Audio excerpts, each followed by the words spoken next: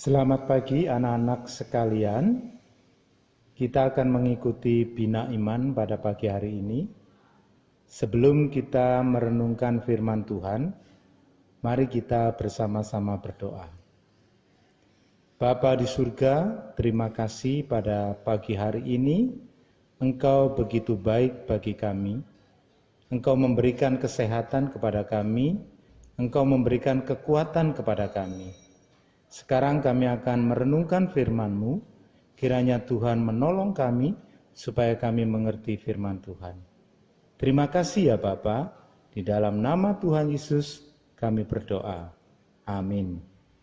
Anak-anak sekalian, firman Tuhan pada pagi hari ini Pak Sugi ambil di Matius 14 ayat 27 yang berbunyi demikian. Tenanglah, aku ini. Jangan takut. Nah, mudah sekali dihafal ya anak-anak. Tenanglah, aku ini. Jangan takut. Suatu sore, Tuhan Yesus menyuruh murid-muridnya untuk pergi ke danau karena mereka sudah melayani banyak orang pada siang hari. Mulai pagi, siang sampai sore hari, banyak orang datang mendengarkan Tuhan Yesus berkhotbah. Nah, setelah sore menjelang malam, maka Tuhan Yesus menyuruh mereka ke danau untuk pergi ke seberang. Nah, sedangkan Tuhan Yesus sendiri pergi ke bukit untuk berdoa sampai malam hari. Anak-anak sekalian, kemudian perahu murid-murid itu berlayar ke tengah danau.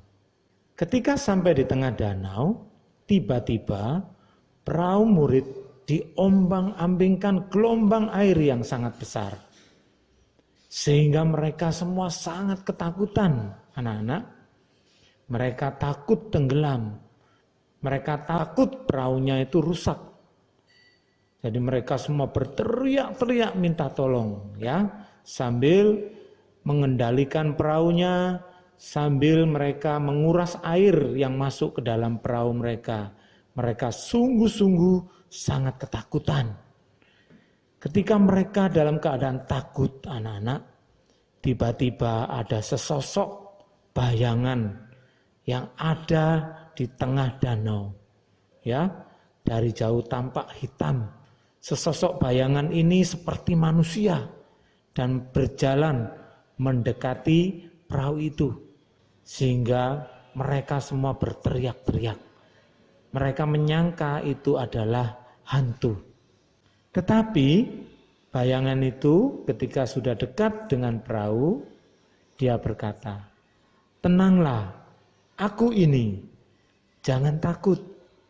Anak-anak sekalian, ternyata bayangan yang menakutkan itu ternyata adalah Tuhan Yesus yang berjalan mendekati perahu.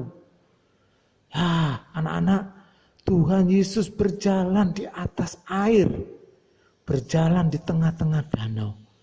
Ini sungguh mengherankan. Makanya mereka takut, dikira hantu.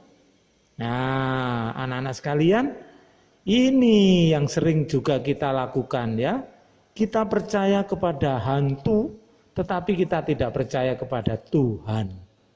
Kalau hantu bisa menakuti kita, bisa berjalan di atas air, bisa berjalan di atas api. Tentu saja Tuhan juga bisa, bahkan lebih bisa. Kemudian seorang muridnya yang bernama Petrus menjawab, Tuhan, kalau itu Engkau, suruh aku datang kepadamu, berjalan di atas air. Wah, rupanya Petrus ini ingin meyakinkan kalau itu Tuhan Yesus, ya. Lalu Tuhan Yesus menjawab, datanglah ke sini. Apa yang terjadi anak-anak? Petrus pun turun dari perahu. Mencoba kakinya berpijak di air.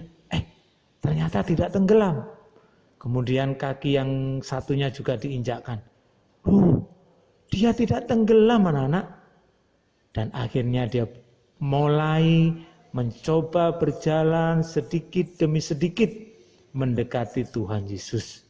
Tetapi dasar Petrus anak-anak, ketika dia berjalan di atas air, di kiri kanannya ada gelombang besar, dia mulai gelisah, dia mulai khawatir, dia mulai takut.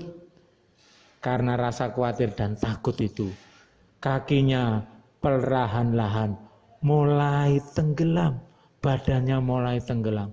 Ketika sudah tenggelam anak-anak, Petrus berteriak, "Tuhan, tolong aku." Tuhan kasihan terhadap Petrus yang mulai tenggelam. Tuhan menghampirinya, menangkap tangannya, dan membantu dia kembali lagi berdiri, berjalan di atas air bersama dengan Tuhan Yesus. Danau itu menjadi tenang. Semua murid-murid yang ada di situ baru merasa takut dan kagum. Dan mereka berkata, "Sungguh engkau anak Allah." Nah anak-anak, tentu saja kita harus lebih takut terhadap Tuhan Yesus. Karena Tuhan Yesus jauh lebih berkuasa. Dia bisa berjalan di atas air. Dia bisa meredakan angin yang ribut. Melalui cerita ini juga kita harus belajar untuk percaya kepada Tuhan Yesus. Sehingga kita tidak takut terhadap apapun di dalam dunia ini. Baik itu bencana, baik itu wabah penyakit, baik itu kesulitan-kesulitan apapun. Karena Tuhan Yesus berkuasa terhadap segala sesuatu di dalam dunia ini. Demikian renungan kita pada pagi hari ini. Kiranya bisa menjadi berkat bagi kita sekalian. Sampai bertemu lagi. Shalom.